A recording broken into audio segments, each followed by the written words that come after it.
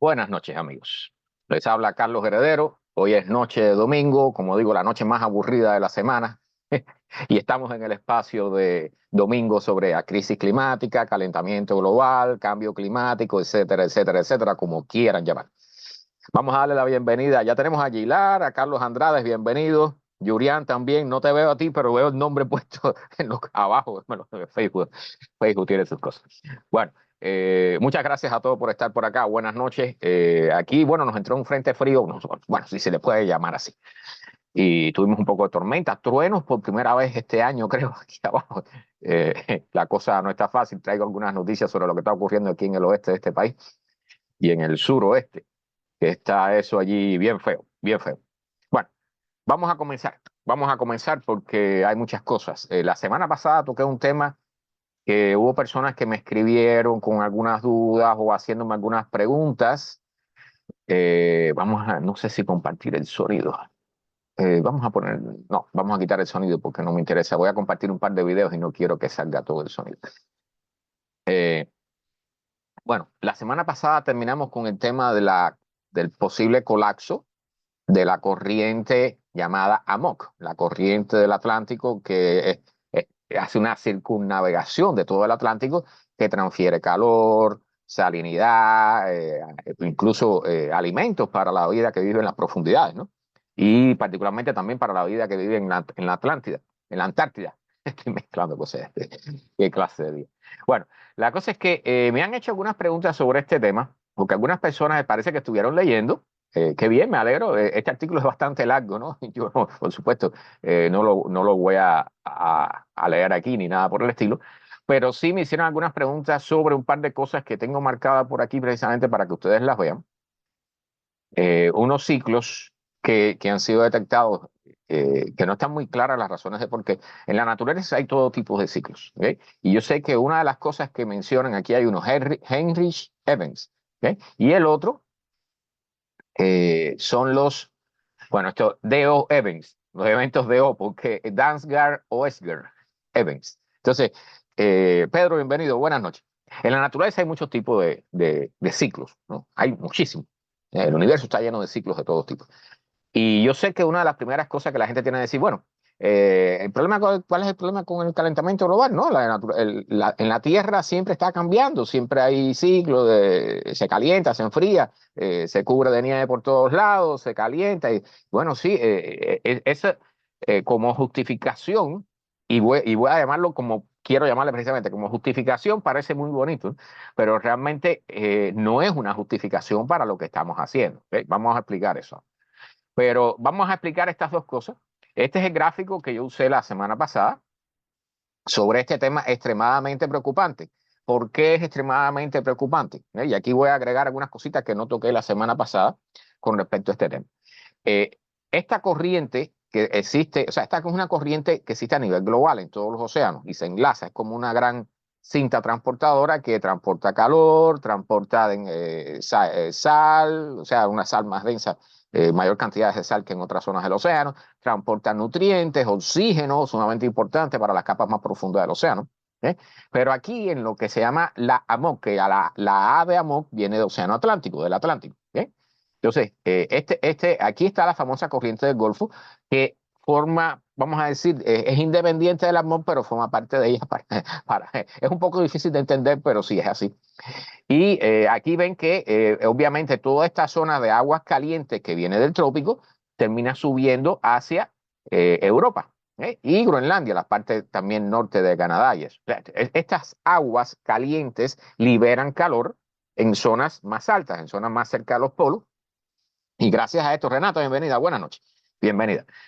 Gracias a esto, el clima en Europa es vivible, para decirlo así, vivible. ¿Okay? Europa, si se fijan, después no sé si aquí hay un mapa, creo que por aquí había un mapa, uno que esté más entero, bueno, lo tengo más adelante, pero este te puede servir, ¿no? O sea, la altura en latitud de Europa, particularmente de París, por ejemplo, es la misma altura de Canadá, ¿ok? En cuanto al nivel de latitud en el planeta. Entonces, ¿por qué Europa no tiene el mismo clima de Canadá, un clima tan frío y violento? Bueno, porque Europa cuenta con esta corriente que llega hasta sus costas y que lleva una gran cantidad de calor. Bien, esto ha sido así históricamente, o sea, en los tiempos que nosotros como seres humanos hemos habitado este planeta y hemos creado una civilización, particularmente en los últimos 200, 300 años, hemos vivido en Europa en un clima, y en Europa no, en el planeta entero, en un clima bonachón, ¿no? Un clima buena gente, que nos ha permitido hacer todo lo que hemos hecho. No tenemos grandes cantidades de hielo, no tenemos altas temperaturas, y entonces toda nuestra civilización, y si se fijan, si ustedes buscan, Rubén, bienvenido, buenas noches. Si ustedes buscan en los mapas y marcan las ciudades más importantes y todos los lugares donde la civilización funciona, la civilización humana, están en una zona muy estrecha o en dos zonas muy estrechas del planeta. ¿Okay? Generalmente no están ni muy cerca del Ecuador, ni están, por supuesto, en los polos. ¿Okay? Eso es importante que lo tengan en cuenta porque es parte del problema. O sea, las personas cuando usan esa frase, no, ha habido cambios, no, la civilización humana necesita de un entorno climático preciso para poder desarrollarse. Bien, entonces, ¿qué dijimos la semana pasada? Bueno, y bueno, vamos, que esta corriente, según un estudio reciente, porque los estudios del IPCC, Alfonso, bienvenido, buenas noches. Los estudios del IPCC, las corridas de modelos de pronósticos del panel intergubernamental del cambio climático de las Naciones Unidas, ¿okay? Que son los que más hablan en esto, son los expertos, o sea, un montón de expertos que muchos de ellos trabajan totalmente voluntarios. ¿Okay? Entonces se realizan estos informes todos los años y toda esa serie de cosas. Y dentro de eso han dicho que existe, o sea, se sabe que esta corriente se está enlenteciendo, está moviéndose cada vez más lentamente. Fíjense, esta corriente se mueve en un promedio de milímetros por día. Milímetros. ¿Okay? Es extremadamente lenta. Para hacer todo el recorrido del Océano Atlántico se puede pasar 600 años. ¿Bien? Para hacer el recorrido del planeta entero pueden ser 1000 años. Una partícula, una molécula de agua demora 1000 años en darle toda la vuelta al planeta. Es extremadamente lento, pero es sumamente importante. Esto es parte del sostenimiento de la vida en el planeta Tierra. O sea, los nutrientes que salen, por ejemplo, cuando esta corriente en la parte azul, que va por el fondo, que viene, baja en Groenlandia, allí es donde está el motor que impulsa todo esto. Recuerden que hablamos de aquello. Esto es importante que lo entiendan para que entiendan qué es lo que está sucediendo. Después, hermano, buenas noches. El motor de esta AMOC está al sur de Groenlandia. Allí el agua que llega caliente perdiendo el calor se enfría, se hace más densa, se hace más salina y por lo tanto pesa más y baja hacia el fondo, se hunde. Y entonces comienza a bajar hacia el sur por todo el fondo del Océano Atlántico y llega hasta la Antártida. ¿Ve? Entonces, en la Antártida esa corriente sube y cuando sube va pobre en oxígeno, pero trae un montón de nutrientes que son importantes para el plancton y el plancton es importante no solo para las ballenas, sino para toda la cadena alimenticia en todo el planeta. ¿Bien? Entonces, y también para el oxígeno. O sea, la mitad del oxígeno que nosotros usamos en este planeta es generado por el plancton marino, no por las plantas terrestres. ¿Ok? Paul, bienvenido, buenas noches.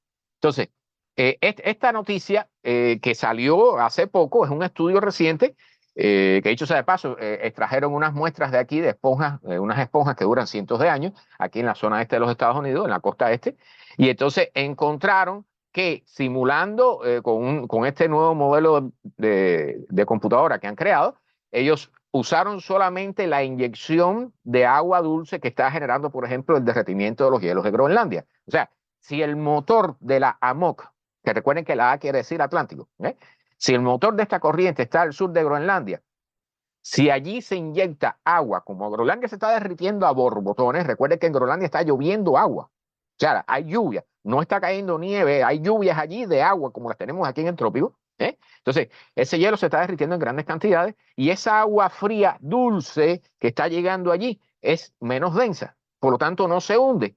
Por lo tanto, el motor de la AMOC está fallando. Entonces, ya sabemos que hace muchísimos años que esta corriente está haciéndose más lenta y más lenta. Entonces, ese nuevo estudio, que solamente ha tenido en cuenta este factor, la cantidad de agua dulce que estamos metiendo en el océano por el derretimiento de los hielos causado por el calentamiento de la atmósfera, solamente teniendo en cuenta eso, ellos predicen, según este modelo, un posible colapso de esta corriente para el 2050. Pero el abanico de posibilidades que da el modelo está entre el 2005 y el 2025 y el 2095. O sea, a partir del año que viene existen posibilidades de que esta corriente colapse. Entonces, ¿qué sucede si esta corriente colapsa? Suceden un montón de cosas. Pero vamos primero a los ciclos que nos preguntaron, porque, y por supuesto, esta es una imagen, vamos a dejarla ahí, vamos a usarla un poquitico más adelante. Estos dos ciclos, que son prácticamente, o sea, muchos científicos piensan que sea la misma cosa, tanto el DO, los eventos DO, como los eventos Heinrich. O sea, esto es básicamente un ciclo que por aquí está el gráfico, ¿ven? Este gráfico de abajo son ciclos que se calcula que aproximadamente, y esto es una propuesta porque no están totalmente seguros los científicos todavía, cada 1470 años hay un pico, hay un momento en que suben las temperaturas y luego hay una temporada de alrededor 1000 y pico de años que se enfría la parte norte del planeta. ¿Bien? Entonces, este ciclo es muy parecido a lo que pudiera sucedernos ahora. Pero este ciclo ha ocurrido 25 veces en el último periodo glacial solamente. O sea, es un ciclo que ocurre cada 1000 y pico de años, aproximadamente. 3000 y 2000 años. Entonces, la última vez que sucedió algo similar fue hace unos 200, 300 años, 500 años, por aquí anda una cifra que a ver si puedo encontrarla. Pero bueno, lo importante es cómo funciona este ciclo o cómo se ve cuando lo miden los científicos. Bueno, hace 11.500 años hubo uno de estos ciclos en que las temperaturas en Groenlandia aumentaron 8 grados Celsius en un periodo de 40 años. 40 años es mucho menos que una generación humana. Bien.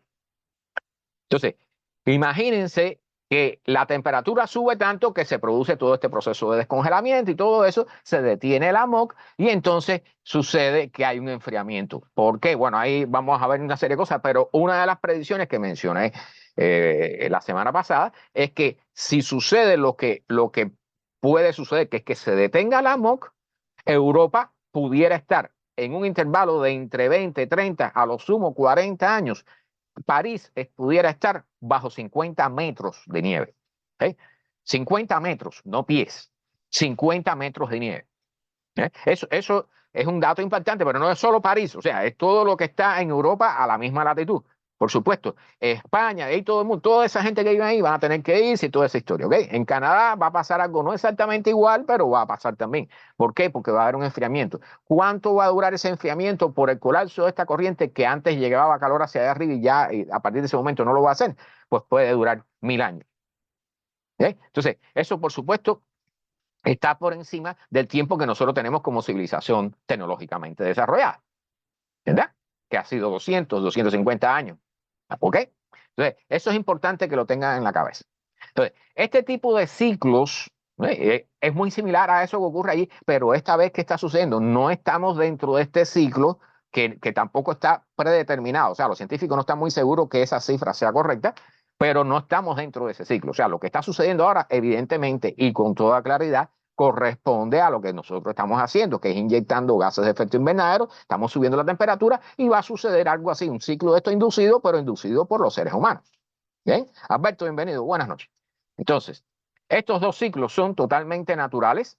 Los DO, estos famosos, son ciclos que tienen que ver más con lo que llaman el antropoceno, o sea, en la época actual donde hay temperaturas un poco más altas. Y los Heinrich son ciclos anteriores, que básicamente lo que quiere decir es que se derrite, que esto ocurrió, sabemos que esto ocurrió, hubo un colapso de la AMOC hace más de 10.000 años, 11.000 años, cuando una gran cantidad de hielos que se derritieron en Norteamérica, al final del periodo glacial, crearon un lago enorme y ese lago de agua dulce, de momento, que puede haber sido, dicho sea de paso, una de las posibilidades es que haya habido un cometa o un asteroide que golpeara en la costa de Estados Unidos y entonces provocara la ruptura de ese lago y toda esa agua dulce cayó, entró al Océano Atlántico y detuvo la MOC y hubo 1000 años de enfriamiento. Bien, ese es el ciclo. Entonces aquí, bueno, hablan de las posibilidades de los icebergs y todo eso. Pero, ¿qué sucedería? Recuerden, y aquí les voy a poner el famoso mapa de los 4 grados Celsius de calentamiento, que hace rato que no lo pongo. O sea, esto es, por supuesto, un pronóstico, puede estar equivocado, pero por el camino que vamos no vamos a estar muy diferentes a eso. Entonces, ¿qué sucedería con la AMOC? Y aquí me estoy saltando la página próxima, pero no importa. Entonces, si la AMOC se detiene, todo lo que es Europa se congela. Con excepción de quién, de Italia, o sea, lo que está en la costa del Mediterráneo, esas zonas ahí pudieran estar ciertamente en mejores condiciones para absorber personas. Pero si tienen que absorber 450 millones de personas que vivían en la zona norte de Europa, eso no va a dar. España y todos esos países, Portugal, Italia, lo que quede de ellos, Grecia, no pueden asimilar una migración masiva de 400 millones de personas. Entonces, ¿qué sucede si se detiene eso? Bueno, no solamente se altera el patrón en Europa, ¿okay? Los patrones de lluvia y los monzones y toda esa serie de cosas, los huracanes, todo eso se altera. Como el calor no puede ir hacia allá arriba y disiparse en Europa, se va a quedar aquí abajo en el Atlántico. ¿Bien? Entonces, vamos a tener temperaturas más altas en todo el sur de Estados Unidos, el Centroamérica, el norte de América del Sur, África, y eso va a llevar, esa alteración va a llevar a sequías que van a destruir todas las selvas de África, van a destruir el Amazonas por completo, se van a transformar en el mejor de los casos en sabana, ¿ves? Y van a terminar como dice, ¿no? Como pronostica este modelo, prácticamente en desierto toda esta zona. Y eso va a ser un soberano desastre. O sea, esa es la imagen de lo que nos pudiera generar el detenimiento de la corriente AMOC del Atlántico. ¿Bien? Entonces, esto es nada más, Mecho, bienvenida. Buenas noches. Nada más que para refrescar. Sí, Pozo está mencionando en un artículo de, bueno, él es un cosmólogo, ¿no? Es astrónomo y trabaja parte de estos temas. Entonces, es importante, o sea, porque yo sé que hay personas que me han escrito preocupadas por esto. No, no, la cosa está fea, para decirlo así, ¿no?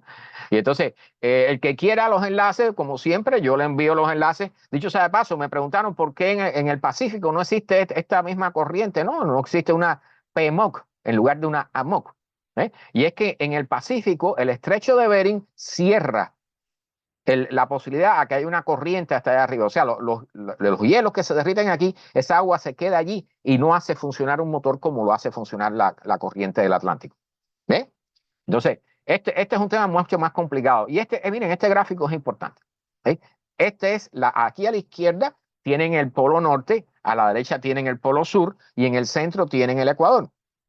Aquí pueden ver las corrientes, que el agua que está cerca de los polos se hunde y sube en las zonas ecuatoriales por un proceso de mezcla y se calientan allí y entonces viajan por la superficie hacia los polos y ahí se cierra todo el circuito, ¿no? Entonces hay dos círculos de estos relacionados entre la superficie y las profundidades del océano, particularmente acá en el océano Atlántico, ¿bien? Entonces aquí había algo más. Miren, los datos sobre esta corriente, miren qué importancia tiene esta corriente. O sea, ya les dije, parte de moverse, una partícula de agua, una molécula de agua, moverse en esta corriente puede tomarle entre 600 y 1000 años. Se mueve milímetros por día.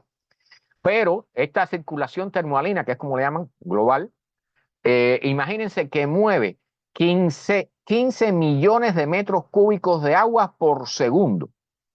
Okay, a ver si, y para que tengan una idea de lo que es eso, 15 millones de metros cúbicos de agua por segundo, que son, dicho sea de paso, el agua salada equivale más o menos un metro cúbico a una tonelada. ¿Okay? 15 millones de toneladas de agua, con sal incluida, se mueve aquí. Y por segundo, y por comparación, todos los ríos del mundo entregan al océano mundial 1 millón de metros cúbicos por segundo. O sea, esta corriente mueve más agua que todos los ríos, que el agua que mueven todos los ríos del planeta. O sea, para que tengan una idea de la magnitud de lo que se está hablando aquí. Bien. Aquí está la otra representación de la corriente, lo mismo, lleva calor y energía hacia el norte de Europa, que es precisamente donde se necesita y es vivible allí. O sea, si las temperaturas bajan y como están diciendo, o sea, el calentamiento global, la crisis climática, el cambio climático, como quieran llamarle, está generando un cambio de 1 grado, un grado y pico o menos de 1 grado cada siglo.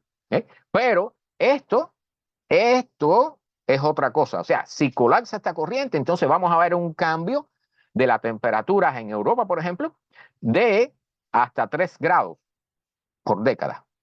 ¿Okay? O sea, por eso es que el enfriamiento sería tan brutal. No tendríamos tiempo de adaptarnos ni de construir nada, ni de emigrar siquiera.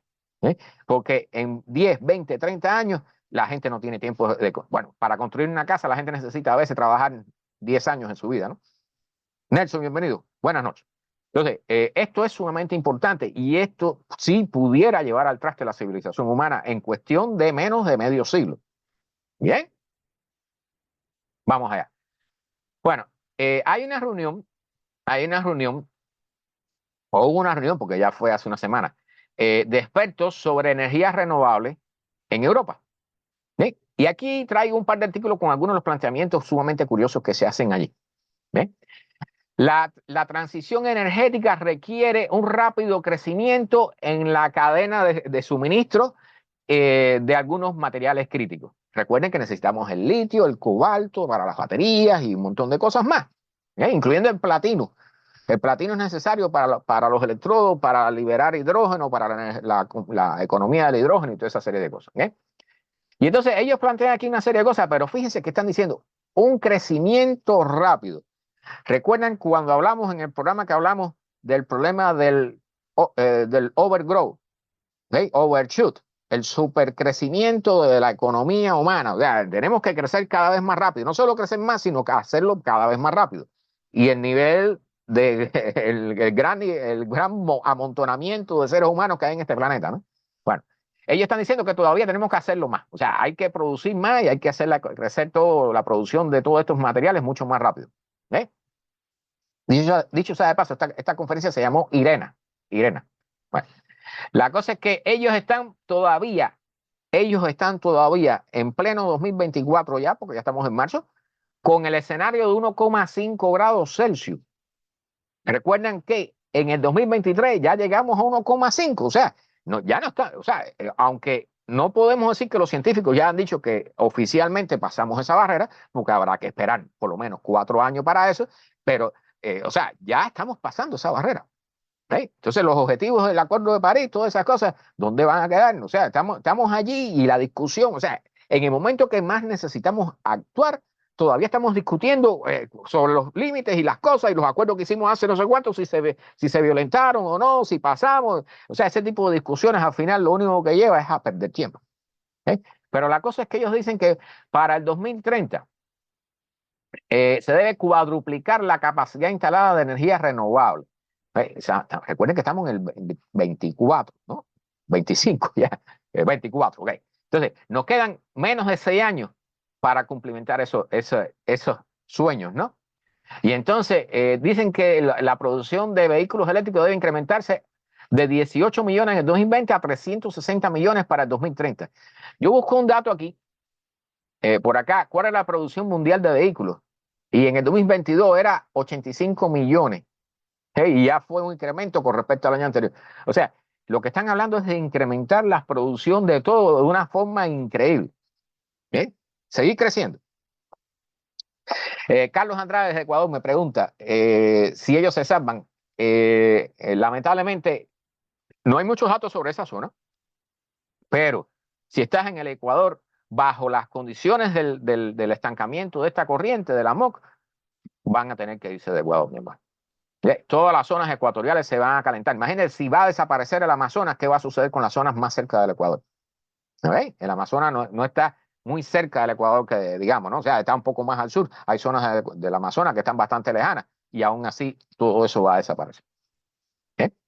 Es una mala noticia, bueno, a todos nos va a tocar porque recuerden que la AMOC, si se para, también va a subir alrededor de 1 metro el nivel del mar en toda la costa este de los Estados Unidos, lo cual quiere decir que el sur de la Florida se va del aire. ¿ok? ¿Y en cuánto? En más o menos la misma historia, ¿ok? Ya 10, 20, 30 años, 40 años a lo sumo, hay que irse del sur de la Florida, porque se va a inundar. Así de sencillo. Sin que pase lo que puede pasar en la Antártida, que es otra historia, que vamos a tocar aquí hoy también.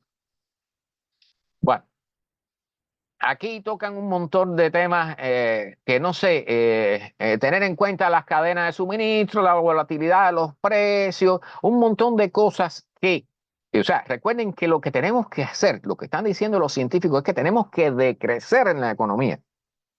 Pero por supuesto, eso no lo vamos a hacer, porque la idea que hemos tenido metida en la cabeza desde que comenzamos prácticamente, desde la comunidad primitiva, era crecer y acumular más y tener más. ¿Eh? Esa idea hay que cambiarla. Y no estamos haciendo eso. O sea, una de las primeras cosas que hay que cambiar es la cultura de la sociedad. ¿Eh? Bueno, entonces hablan de, y esto es muy importante, de las tecnologías que pudieran ser innovaciones, tecnologías innovativas que ya dicen que están ocurriendo en una gran escala y que pudieran alterar la demanda. Eso incluye innovaciones que pudieran transformar completamente, para decirlo así en una traducción, la obtención de materiales críticos, la eficiencia. Y aquí vamos a tocar este punto, la eficiencia. ¿No? Si ustedes buscan donde quiera, en el tráfico, en las energías, en la población, en lo que sea, en cualquier proceso que tú incrementas la eficiencia, porque la gente dice, vamos a hacer, por ejemplo, en tu centro de trabajo te dicen, vamos a ser más eficientes para hacer más con menos. ¿Ok? Pero eso no es la historia real. ¿Ok? Cuando tú mejoras la eficiencia, tú lo que generas, y eso lo sabe todo el que sabe un poquitico de economía y está puesto para las cosas, cuando tú generas, cuando tú mejoras la eficiencia, tú produces más productos y eso genera una mayor demanda. Y la mayor demanda genera mayor cantidad de producción. ¿Ok? La eficiencia no va a salvar este problema. Aumentar la eficiencia no nos va a salvar de este problema, porque es parte del problema. ¿Ok? El ejemplo típico, las autopistas. Las autopistas tienen 3 carriles, están llenas de automóviles y llega un político muy inteligente y dice, vamos a recolectar unos taxes para agregar un par de carriles para que no haya más tranques en las carreteras. ¿Y qué sucede? Y se invierten 100 millones, 200, 500 millones, a ver si $1 billón en aumentar la cantidad de carriles en la carretera y cuando terminan, un año después, están llenas las carreteras, llenas de tranques de nuevo. ¿Por qué? Porque si tú generas más espacio, vas a generar más demanda y la gente va a comprar más automóviles y va a salir más a manejar en automóviles. Es así de sencillo. Entonces, la solución al tráfico no es hacer más carriles. Hay que limitar el tráfico y hay que hacerlo de forma inteligente. ¿Eh? Entonces, esas cosas la gente no la entiende. Váyanse, yo les puedo después, si lo quieren, les puedo sugerir algunos canales de aquí de YouTube que se dedican a estudiar esos problemas y a explicar por qué esas cosas no la entienden. Y una de las razones es, por supuesto, que las personas que trabajan, los ingenieros que trabajan en los diseños de carretera y todo eso, les pagan para hacer más carreteras, no les pagan para hacer menos carreteras. ¿Ok? Entonces, por supuesto, que van a seguir haciendo carreteras mientras haya billetes hasta el punto en que no haya dónde vivir porque todo va a ser carretera y vamos a tener que vivir en nuestros automóviles. O sea, eso no va a llegar nunca, pero esa es la historia. ¿Okay? Esa es la historia. Entonces, esta gente habla aquí de un montón de cosas, de la economía circular, que por supuesto, reciclar y todo eso, que yo no veo por dónde eso está arrancando. ¿Okay? O sea, si ustedes miran alrededor, aquí no se recicla nada. Me imagino que ya lo sepan, ¿no? Las cosas que usted pone en el tanque de reciclaje aquí en Miami, eso no se recicla. Eso antes se reciclaba porque se enviaba para China. Cuando China dejó de aceptar eso, lo están quemando.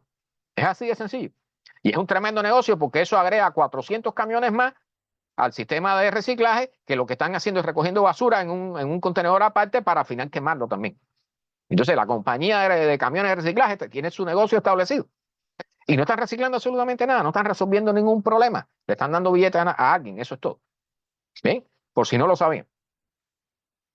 Bueno, aquí analizan todos los los posibles problemas que hay con la generación de materiales, o sea, de materias primas y todo eso. Pero realmente, o sea, no voy a profundizar mucho en eso. Este señor, que es, por lo que veo, el vice chair de la Comisión de Energía de California, dice una frase sumamente inteligente. ¿Bien? Dice, el cambio climático está haciendo muy difícil luchar contra el cambio climático. A ver, sea, pueden reírse porque yo leí esto y me pareció que estaba leyendo un libro de ciencia ficción o algo de eso, ¿no? Una novela rara, o sea, una cosa que no tiene. O sea, el cambio climático está haciendo muy difícil luchar contra el cambio climático, por supuesto. O sea, el cambio climático, el calentamiento global, te va a hacer difícil no luchar contra él. Tú no vas a poder luchar con él. Recuerden que el centro de toda esta historia es adaptarse, porque ya eso viene, no lo vamos a poder evitar. Llevamos cientos de años inyectando gases de efecto invernadero en la atmósfera se ha estado calentando desde que comenzó la revolución industrial y ya no podemos detener eso. Ahora, ¿qué es lo que debiéramos hacer si fuéramos inteligentes, como decimos que somos? Bueno, reducimos los niveles de consumo, reducimos los niveles de uso de consumo de petróleo o lo paramos completamente, reducimos la cantidad de automóviles innecesarios que hay en el planeta, porque es en el planeta a nivel planetario. Reducimos la producción de cosas que no son necesarias y nos enfocamos en lo que tenemos que enfocarnos para hacer sobrevivir a la civilización humana. No lo estamos haciendo. Es así de sencillo. Entonces, lo que quieren hacer es que producir más vehículos y generar más materia prima y gastar más petróleo y todo eso, porque al final, por supuesto, el objetivo es hacer billetes, porque así es como se miden las economías. Entonces, lamentablemente, esto no va por buen camino. Esa frase se la voy a repetir. El cambio climático está haciendo muy difícil luchar contra el cambio climático. No vas a esperar otra cosa. No puedes esperar otra cosa. Vaya, debiera saberlo. Eso es como 2 más 2 es 4. ¿Bien? Entonces, realmente, yo no sé, acá yo veo cosas a veces que eh, se queja de los extremos, de los fenómenos meteorológicos extremos. Por supuesto, aquí vamos a hablar de ellos ahora unos cuantos. Cada año son peores y van a seguir siendo peores. Entonces, ¿qué plantean? No, hay que generar más energía y hay que poner más paneles solares, pero recuerden que hasta los paneles solares y los generadores eólicos necesitan petróleo para fabricarse. ¿Okay? Estamos en un ciclo vicioso metidos que no estamos solucionando adecuadamente. ¿Bien? Bueno, aquí está la cifra de los automóviles. Vamos. Bueno, este artículo lo encontré y se los traigo. Sí, yo sé que si quiere después hablamos sobre eso, Carlos. Bueno, la cosa es que en el 2018 se publicó este artículo y yo lo encontré y se los traje porque está muy interesante, ¿no? Febrero 14 de 2019, gradeado, ¿no? O sea, actualizado el artículo. Febrero 14 de 2019.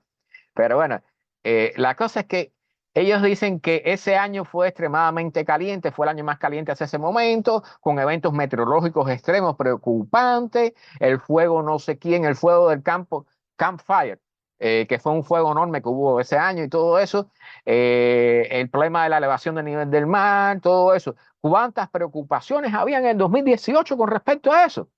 ¿En qué año estamos? 2024. ¿Cuánto se ha hecho? ¿Ven? O sea, si ya en 2018 estábamos rompiendo récord, ¿ok? ¿Por qué no hicimos nada? No hemos hecho nada. ¿Por qué? ¿Por qué no? Porque hay que seguir haciendo crecer la economía, porque es el único mecanismo que tenemos metido en la cabeza. ¿Ven? Entonces, aquí está, bueno, todos los récords, esa serie de cosas, pero no voy a leer mucho al respecto. O sea, el problema es con el crecimiento si la temperatura, dicho sea de paso, aquí dicen, si la temperatura global del planeta llega a 1,5, entre 1,5 y 2 grados Celsius, se esperan eh, eh, falta de agua para 350 millones de personas, exposición al calor, más de 69 millones de personas expuestos al extremo calor o extremos inundaciones extremas. Va a afectar el crecimiento de los cultivos, va a reducir los hábitats de los animales y va a exponer el 14% de la población a extremas temperaturas. Bueno, ya estamos en 1,5. El año pasado llegamos a 1,5. Todas esas cosas que están diciendo y eso está ocurriendo, lo que pasa es que no lo veo porque, por ejemplo, yo vivo en un país desarrollado, los que viven en Europa. Incluso Carlos Andrade, que vive en Ecuador. O sea, ahí tienen sus problemitas de apagones y eso, pero están ahí y están mejor que los que viven en África 10.000 veces, ¿verdad? Entonces, o sea, ahí estamos. No hacemos nada. Si miran las cosas que hemos escrito en el pasado, están sucediendo. Bueno, este gráfico, que es animado, lo que está sucediendo ahora en California, por ejemplo, que aquí traigo algunas imágenes. O sea, ese frío enorme, porque hay personas que siempre preguntan y vuelven a preguntar, ¿por qué si está calentándose el planeta? Porque hay tanto frío. ¿Ok? El problema es que hay frío bajando hacia acá porque no está en el polo. ¿Por qué? Porque en el polo están entrando olas de calor. ¿Ve? Entonces, estas líneas que hay aquí en este gráfico, que están muy onduladas, esa es la famosa corriente en chorro que delimita al llamado vórtice polar. Bien, lo he repetido un montón de veces. Lo bueno de este gráfico, vamos a hacerlo correr, es que aquí sí se ve cómo el aire frío va entrando en los Estados Unidos. ¿Lo ven aquí? Miren, cómo baja, o sea, la corriente en chorro se altera y se ondula, se hace más ondulada, y entonces, en lugar de bajar para acá, por ejemplo, hacia el Atlántico, baja hacia el Pacífico y hace entrar todo ese aire frío que ella está guardando dentro de ella, lo hace llegar, cuando se hace muy ondulada, pues llega hasta Texas, por ejemplo, como ha sucedido, como está sucediendo ahora cerca de ellos. Entonces, que dicho sea de paso, ahora los está ayudando esta nieve que está cayendo ahí, que están a borbotones. Y las cifras que están diciendo de lo que está sucediendo en California, vaya, erizan los pelos. Se los digo así, erizan los pelos. ¿Eh? Pero bueno, aquí las traigo, vamos a hablar de ello. Este artículo lo voy a comentar brevemente. ¿Ok? Una recalibración de los riesgos del cambio climático para los ecosistemas terrestres. ¿Ok?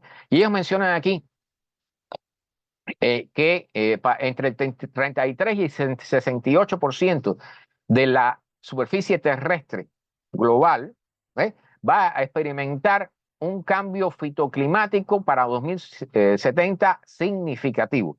Fitoclimático quiere decir lo que es la relación entre el clima y las plantas. Fito es de planta. Entonces, y esto particularmente, las pruebas que ellos hicieron, los modelos que corrieron, fue para los escenarios RCP 2.6 y RCP 8.5. Estas cifras, 2.6 y 8.5, lo que quiere decir es la cantidad de watts de energía que entra, que se absorbe por metro cuadrado aquí en la Tierra. El 8.5 es el escenario más violento, donde llegaríamos a un calentamiento que sería catastrófico. ¿Bien? Y ya no sé cuántas veces he usado esta palabra. Alex, bienvenido, buenas noches. ¿Bien? Entonces, lo que están diciendo es que los fitoclimas, las condiciones fitoclimáticas, eh, el 0,3 al 2,2% de la superficie terrestre van a emerger nuevas condiciones fitoclimáticas producto de la elevación de la temperatura, y entre el 0,1 y el 1,3% de toda la superficie terrestre las condiciones fitoclimáticas de esas zonas van a desaparecer para siempre. ¿Okay? O sea, el calentamiento va a ser tal que va a eliminar, y eso están hablando de eliminar especies de plantas y por supuesto de animales, insectos y pájaros que viven allí, ¿no? Entonces, por lo tanto, debemos definir nuevas prioridades para conservar y toda esa lata que siempre damos y que no estamos cumpliendo. Bien, esta es una buena noticia y una prueba de que se pueden hacer cosas. ¿Okay? Un siglo de reforestación ha ayudado a mantener la costa sureste de los Estados Unidos más fresca. Entonces aquí los datos que están dando, o sea, desde 1930 comenzaron a repoblar, porque por supuesto cuando llegaron los colonizadores y toda esta gente empezaron a cortar árboles a diestra y siniestra, como por ejemplo que decía Colón que en Cuba tú podías llegar y podías ir de un extremo al otro de la isla sin perder la sombra de los árboles, ¿no? Bueno, todo eso se fue del aire, para decirlo así. Bueno, la cosa es que en 1930 comenzaron a sembrar árboles, a resembrar árboles en el sur este de los Estados Unidos, y aquí hay un mapa que dicho sea de paso, aquí ponen los valores de la temperatura. Dice, durante el proceso de recrecimiento, ya el proceso del calentamiento global estaba caminando, existía, ¿okay? Con temperaturas aumentando en los Estados Unidos, en el territorio continental de Norteamérica, 0,7 grados Celsius, o sea, 1,23 grados Fahrenheit en promedio. En contraste, entre 1900 y 2000, la costa este de los Estados Unidos y el sureste se enfrió 0,3 grados Celsius, o sea, medio grado Fahrenheit, con el mayor enfriamiento en la parte sureste. ¿Por qué? Porque había más árboles sembrados allí. Entonces aquí están los mapas, ven la zona azul, toda esa zona son árboles que se han sembrado, reforestación. Recuerden que reforestar no es coger un solo tipo de árbol y sembrarlos pegaditos uno al lado del otro, que ese es otro tema. O sea, hay que hacerlo de forma que sea natural, que sea usable para la naturaleza. Y entonces se ha logrado enfriar. Ellos dicen que las forestas del este de los Estados Unidos enfrían la superficie entre 1 y 2 grados Celsius, o sea, 1,8 a 3,6 grados Fahrenheit anualmente. El efecto más fuerte de enfriamiento se manifiesta al mediodía en el verano. O sea, cuando más hace falta el enfriamiento es cuando más se enfrían los árboles. Entonces, entre 2 y 5 grados Celsius, 3,6 hasta 9 grados Fahrenheit, aliviando cuando más se necesita. Entonces, esto es algo que debiera, y recuerden que, por ejemplo, esa famosa, hablamos de ello hace ya varios programas atrás, del el caso del señor este que quería sembrar 1 billón de árboles y ahora dice que no, y toda esa historia. O sea, porque la historia no es sembrar árboles por sembrarlo, hay que sembrarlos siguiendo lo que el programa de la naturaleza. ¿Bien? Tienen que ser variados, tienen que ser sembrados con inteligencias, tienen que ser sembrados a distancias determinadas unos a otros y no coger y sembrar como nosotros hacemos, como para hacer las cosas más eficientes, ¿no? Que es nuestra idea constante. Entonces, aquí viene una noticia que es para erizar los pelos, ¿no? Algunos científicos tienen una nueva idea para resolver el problema del calentamiento global. Secar el cielo. Secar el cielo. Y vamos a ver qué quiere decir esto. ¿Okay? Ellos están hablando de sacar el agua que está, el vapor de agua que está en la estratosfera. ¿Okay? El vapor de agua es un gas de efecto invernadero también. ¿Okay? Pero el vapor de agua, por supuesto, lo necesitamos para las nubes, para la lluvia y toda esa serie de cosas. ¿Cuál es el problema? Que mientras más caliente está la atmósfera, más se evapora el agua, hay más vapor de agua, y como el aire está más caliente, pues puede absorber mayor cantidad de vapor de agua. ¿Sí? Eso, por supuesto, intensifica el efecto invernadero. Entonces, lo que están hablando este grupo de científicos es nada más y nada menos de deshidratar la estratosfera. ¿Cómo lo van a hacer? Bueno, introduciendo, el programa se llama deshidratación estratosférica intencional. Nombre muy bonito, como acostumbramos a hacer. Los nombres son preciosos. Y la idea es inyectar, sembrar partículas pequeñas, que pueden ser, por ejemplo, partículas de humo, ¿no? En la estratosfera para que sirvan de núcleo de condensación para el vapor de agua y se congele y entonces caiga hacia la troposfera, que es la capa que está inmediatamente abajo. ¿Okay? Esto, por supuesto, hay un montón de científicos que están hablando. No, la respuesta de otros científicos es no, no, no, no hagan eso. O sea, que de todas formas, dicho sea de paso, o sea, usar este método no, prácticamente no va a tener influencia en el calentamiento global, porque el problema del calentamiento global está generado sobre todo por el CO2 y otros gases como el metano y algunos óxidos nitrosos, ¿no? Entonces, lo que van a hacer no van a resolver el problema, es un pequeño cambio que no va a ser sustancial. Por lo tanto, y por supuesto, no sabemos los peligros que eso pueda generar, las consecuencias que pueda generar. ¿Okay? Entonces, muchos científicos están diciendo, esto no hace sentido para mí. O sea, miren por dónde andamos, porque por aquí creo que hay otra idea también. O sea, estamos ya comenzando a desesperarnos y me imagino que todos saben, ¿no? Deben haber pasado alguna vez por un momento de estrés, de muy alto estrés, que tienen que tomar decisiones, no sé, y cuando estás estresado y estás apresurado y estás presionado por el tiempo y por lo que sea, pues tomas decisiones equivocadas, porque agarras lo primero que tienes a mano. Así estamos ahora.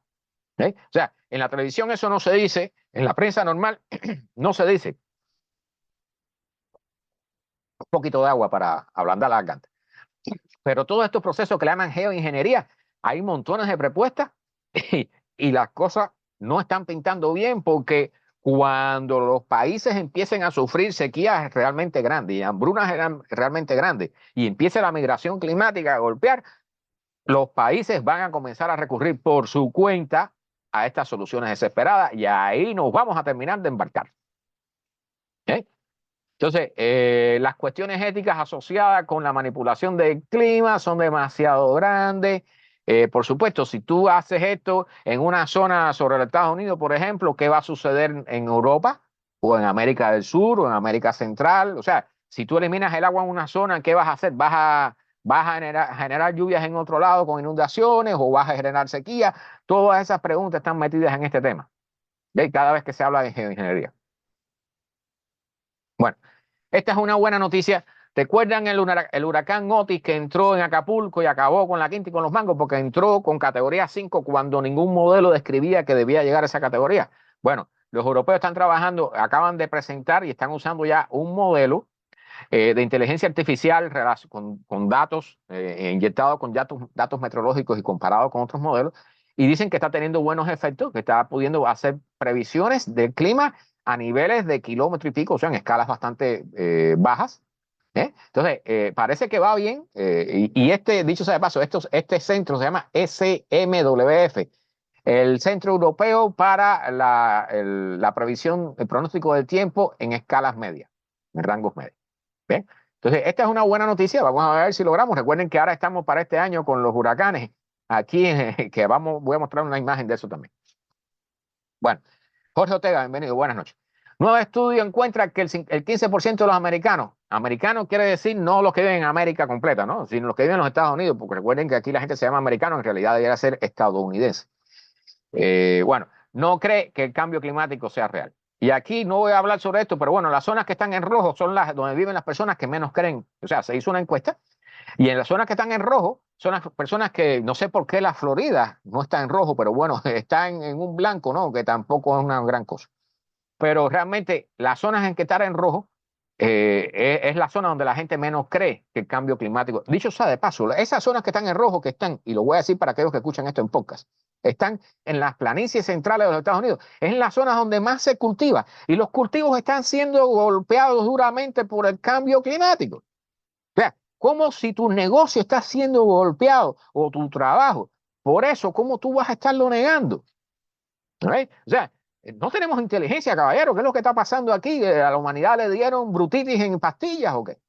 O sea, esto ya está demostrado hace tiempo. Todavía estamos en el punto donde hay que estar discutiendo si esto es o no, con todos los efectos que están ocurriendo en el planeta. Bueno, la niña. Recuerdan que el niño nos ha estado golpeando. El niño está ya cediendo, está pasando. Y lo que están diciendo los meteorólogos y los climatólogos, que recuerden que no son la misma cosa, la niña viene temprano este año. ¿Cuál es el problema con esto? ¿Bien? A ver si este tiene el mapa o si es otro, porque ya tengo tantas cosas aquí.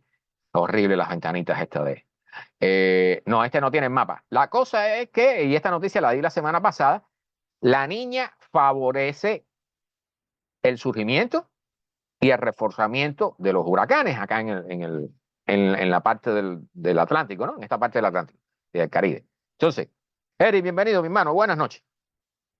Buenas noches.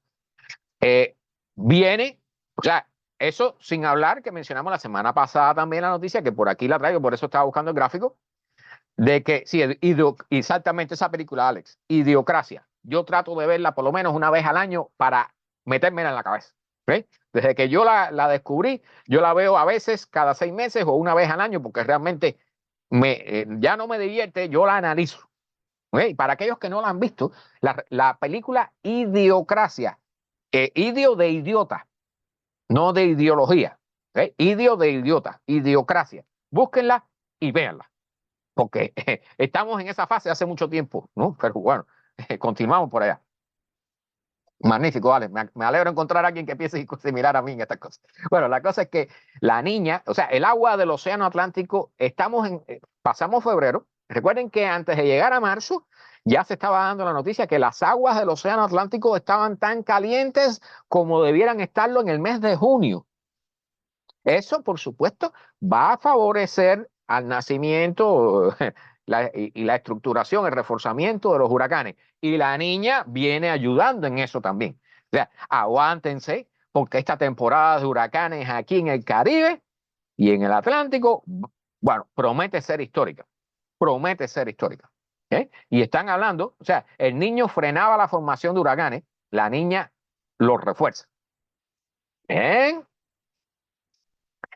Esta es una noticia un poco interesante porque voy a subrayar algo que está sucediendo aquí en Estados Unidos y también, por supuesto, Europa se está contagiando con eso, pero los japoneses no, por suerte. O sea, todavía los japoneses manifiestan un nivel de inteligencia superior al de nosotros. Bien, ellos están creando automóviles eléctricos pequeños. ¿Recuerdan? Bueno, Subaru tenía uno así parecido que le llamaban el Subaru Vivio, que era de gasolina, pero era, tenía 32, hacía 32 kilómetros por galón, ¿no? O 32 millas por galón, no recuerdo una cosa de esa, una barbaridad esa, ¿bien? Ellos están, o sea, aquí la tendencia es al revés. Recuerden que aquí la idea es crear Homers eléctricos y el Cybertruck de Elon Musk con baterías enormes, todo eso consume una gran cantidad de litio y de todos esos tipos de minerales que tanto se van a necesitar. ¿Okay? O sea, aquí la tendencia es hacer barbaridades, porque mientras más grande es el automóvil que tú vendes, más dinero hace la compañía que lo vende. Eso es todo. ¿Okay? Esa es la idea. O sea, tú no necesitas un automóvil que tenga el tamaño de un Homer, para nada. Para nada. Tú, con un automóvil pequeño para moverte a tu trabajo, para mover tu familia al supermercado y hacer, tú lo haces con un automóvil de esto, perfectamente. ¿Okay? Entonces, los japoneses están hablando, y dicho sea de paso, vamos a decirle los precios, porque ¿cuánto les va a costar un Homer eléctrico? Yo no he buscado datos aquí, pero está en, ¿cuánto? Bien mandado, ¿no? ¿Cuánto cuesta el Cybertruck? Creo que $100,000, una barbaridad esa. Bueno, estos automóviles eléctricos japoneses cuestan, los modelos compactos, $9,800. $9,800. Piensen nada más para los que viven aquí en los Estados Unidos. Yo sé, aunque me imagino que en el Sudamérica, en otros lados, sucede algo similar. ¿Eh? Que en lugar de ustedes firmar una deuda de $25,000 para comprarse un automóvil que va a estar pagando durante 5, 6, 7, 10 años a veces, que usted firme con $10,000. Usted pone 3,000 down y le quedan ¿cuánto? $6,000 por pagar, que los paga en menos de un año si quiere. Y se quedó sin deuda. Por supuesto, la sociedad actual funciona en base a deuda, eso ya lo sé, ¿verdad, Alex? Pero miren, esta es una solución inteligente. Aquí no se está aplicando y por ahora no se va a aplicar, porque la idea es vender. O sea, recuerden que sacaron Chevrolet sacó al Chevrolet Bolt, que era eléctrico, que tenía un rango restringido, pero era pequeño, fue muy exitoso y permitía moverse en la ciudad, un automóvil eléctrico. Lo sacaron de circulación. Pues ya no van a producir más. ¿Por qué? Porque la idea es producir camiones como el F-150 o la Silverado o no sé qué, que cuando ellos lo venden, les da un billete enorme. Y la gente se los compra. Porque además hay propaganda detrás de todo eso. ¿Eh? Si no me lo creen, búsquenlo. Bueno, no sé si, nada más lo traigo como una nota curiosa para salir un poco del estrés. Este es un corto de Facebook que no le voy a dar play porque realmente da vergüenza lo que está diciendo el hombre, ¿no? Pero este es el CEO de Kellogg, la compañía, una de las compañías que produce cereales. ¿Recuerdan la noticia que dimos de los cereales que venían contaminados y todo eso? Bueno, ya saben, ¿no? Pero bueno, la cosa es que este señor estaba celebrando porque ya esta etapa actual del capitalismo había creado la necesidad del cereal como comida para la hora de la comida, de la cena. O sea, el cereal ya es una cena. O sea, miren el nivel, o sea, y este señor hace $4 millones al año en salario, ¿ves? Bueno, no sé si llegará a eso, me imagino que sea más, porque ahí hay cosas que se manejan por atrás. Pero la cosa es que, o sea, ¿cómo tú vas a celebrar? O sea, ¿qué sentido tiene comer cereal para la cena? O sea, un día que tú estés apurado y tengas que ir a la escuela, un muchacho que tenga que ir a la universidad y llegue de su trabajo porque tiene que trabajar part-time, no sé, y no tiene forma de cocinarse, no tiene tiempo para comprarse algo y coge un poco de cereal y se lo mete en la boca y sale caminando, bueno, yo puedo entenderlo, pero con que la familia americana viva, o sea, cene cereal. Eso, o sea, ya no es desayuno, ya también tienes que cenar cereal. O sea, ¿hasta qué punto llegan las cosas, no? Y este es la película Idiocracia, aparte, no sé cuánto ya, porque ya las partes he perdido la cuenta ya de cuándo va. Bueno, el clima.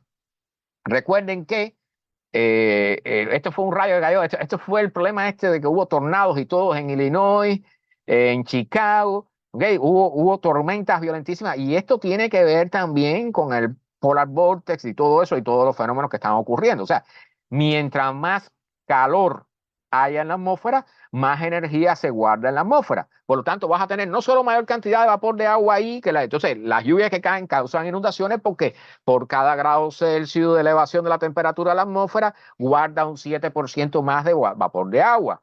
¿Ok? Si te calentaste o sea, un par de grados, tienes un 14% más de agua y lo que te va a caer va a ser que te va a inundar. Y por eso hay tantas inundaciones ahora. Y por supuesto, descargas eléctricas y todo eso. Miren eso parece, o sea, da miedo, ¿no?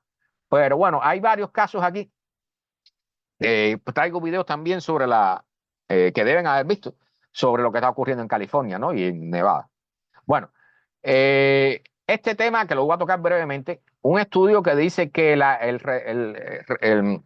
disminución del tamaño de los glaciares está generando zonas verdes, una transición verde. ¿Qué es lo que pasa? Que como los glaciares se están haciendo más pequeños, están disminuyendo su tamaño porque se están derritiendo, ¿ok? En los inicios el derretimiento era masivo. Entonces se generaban grandes flujos de agua y eso no dejaba que crecieran bacterias y mohos y líquenes y esas cosas en el lecho de los glaciares, ¿ok? Que ya en cierto momento comienzan a ser ríos, ¿eh? Porque es agua líquida. Como ahora la cantidad de agua que baja a los glaciares se está reduciendo, se está incrementando la población allí de todo, de algas, de líquenes y plantas y esas cosas. Entonces están viendo un enverdecimiento de los lechos de los glaciares. ¿Eh? Entonces dicen que ahí, bueno, los microbios van a florecer y bueno, quién sabe, esperemos que no. Recuerden que en los glaciares hay hielo que puede llevar decenas de miles de años allí congelado, ¿eh? Incluyendo con todo lo que tiene adentro, ¿no? Desde animales muertos, restos de plantas, virus, bacterias y todo ese tipo de cosas. Así que nada, por ahí andamos. La investigación se basó en datos de 154 glaciares alrededor de todo el mundo, bla, bla, bla. ¿Bien? Bueno, es interesante, es interesante. Un dato para despejar un poco. Un nuevo descubrimiento explica por qué el CO2 es tan efectivo para calentar el aire. Bien. Bueno, desde 1856 sabemos que Eunice Fute, creo que es una T, Foot, ella fue la que descubrió que el CO2 generaba efecto invernadero, ¿no? Entonces ahora dicen que lo que han encontrado es que el CO2, la molécula de CO2 tiene varias formas de vibrar. Y o sea, recuerden que el calor no es otra cosa que la vibración de las moléculas.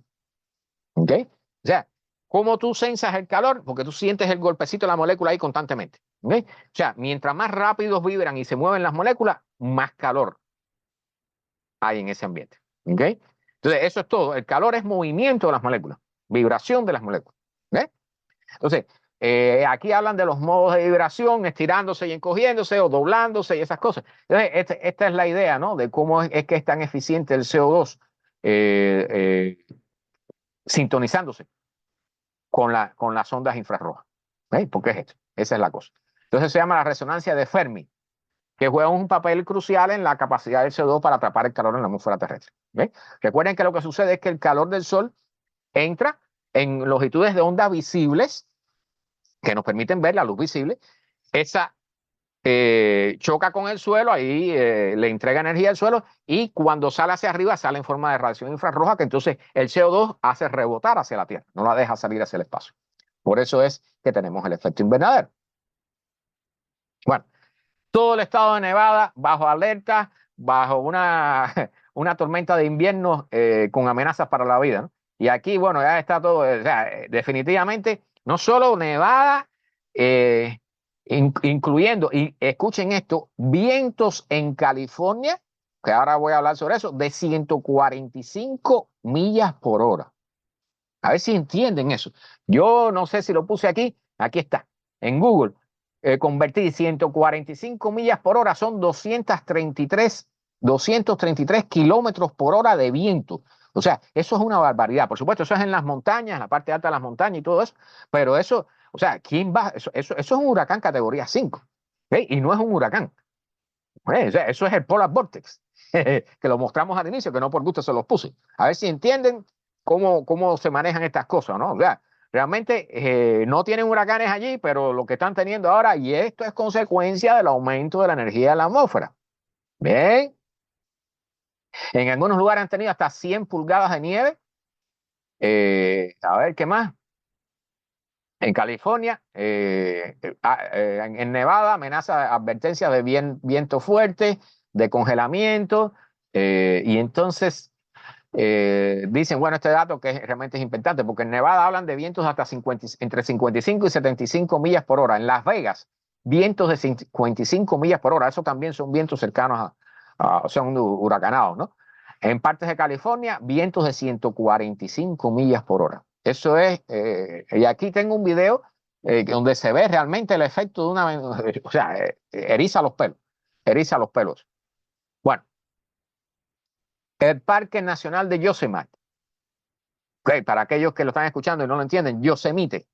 ¿Okay? El Parque Nacional advirtió ayer, desde antier, a todos los que estaban dentro del parque que se fueran porque la magnitud de la tormenta invernal que viene, que es el Polar Vortex, está, como ya vieron, haciendo viento, generando vientos enormes, grandes acumulaciones de nieve, están esperando, a ver, grandes cantidades de nieve, a ver si dicen aquí la cifra, porque en algún lugar la vi, no sé si era 8 pulgadas de nieve para el parque Yosemite. Algunos pies de nieve, ¿okay? Así que no son 8 pulgadas, ¿cuántos pies? ¿Okay? Entonces, realmente las condiciones están bien malas para salir a ningún lado. O sea, no es momento para andar de vacaciones bajo estas condiciones y en la medida que pase el tiempo, estas condiciones se van a poner peor. Este es el famoso video del camión siendo remolcado, la rastra que chocó, que el hombre, dicho sea de paso, salió vivo de casualidad, ¿no? Pero, o sea, estas condiciones invernales con vientos tan fuertes, tumban de lado un camión, sacan a la gente de carretera. Aquí hay otro que aquí es donde se ve realmente la magnitud. Esto parece grabado en el Polo Norte. Bien, déjenme ponerle esa imagen primero, porque eso parece grabado.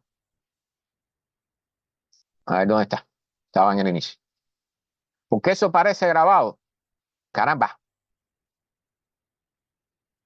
en el Polo Norte. ¿Eh? O sea, y obviamente, o sea, no tiene sentido. Yo no sé por qué la gente sale a manejar así. O sea, en esas condiciones debiera prohibirse ir al trabajo, prohibirse todo, andar en la calle. No tiene sentido. No solo es riesgoso, porque te puedan chocar y te puedan matar por un accidente masivo, sino o sea, si te quedas sin gasolina te vas a congelar. Miren eso, miren eso. ¿Eh? Eso parece el Polo Norte. Yo no sé ese pobre perro ahí tan contento de afuera. Pero o sea, esto parece el Polo Norte.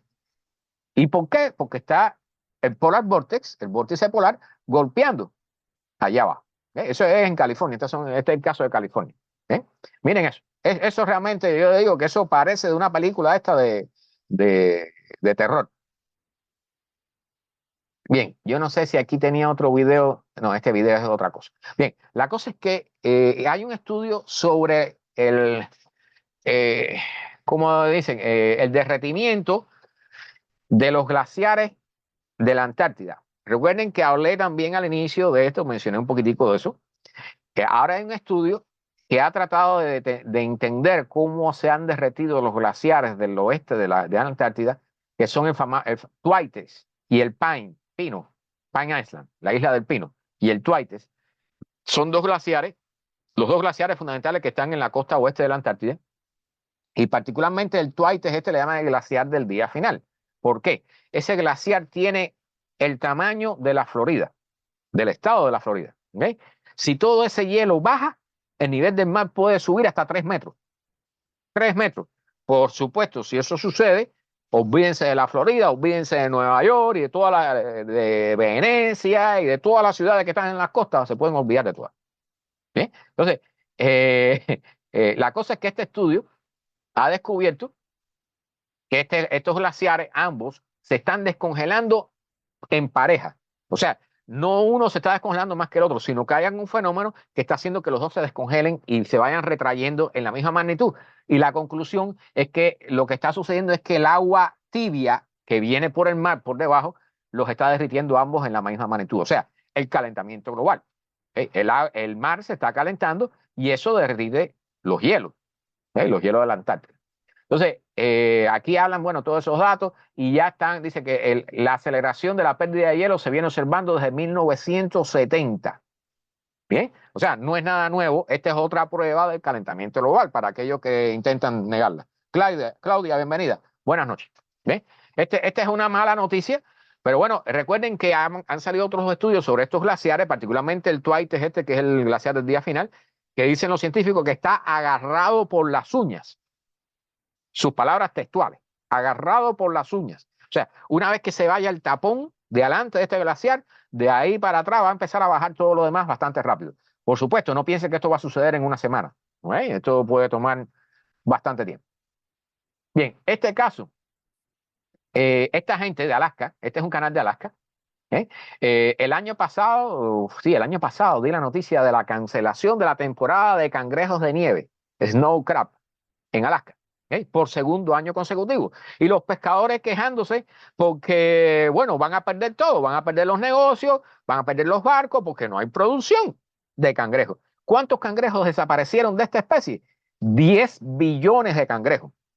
¿Ok? Adriana, bienvenida, buenas noches. 10.000 millones de cangrejos. Y aquí voy a ponerle pausa a esto para enseñar. Esta es una de las partes de la flota pesquera privada.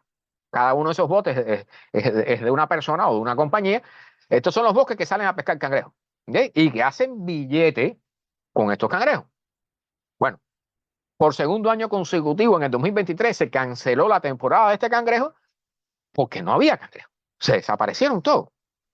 Claro que van a desaparecer. O sea, los están pescando en grandes cantidades. Porque, o sea, recuerden que todo eso, el atún, la sardina, todo eso que usted ve, el mackerel, ¿cómo se llama? Ahorita me acuerdo. Todos esos pescados que ven enlatados en el supermercado y que están ahí, se mueren de viaje y los botan después porque se pasan de fecha.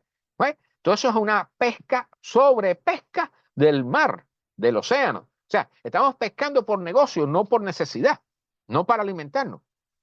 Entonces, por supuesto, llega un momento en que los recursos se acaban, porque los recursos del planeta no son infinitos.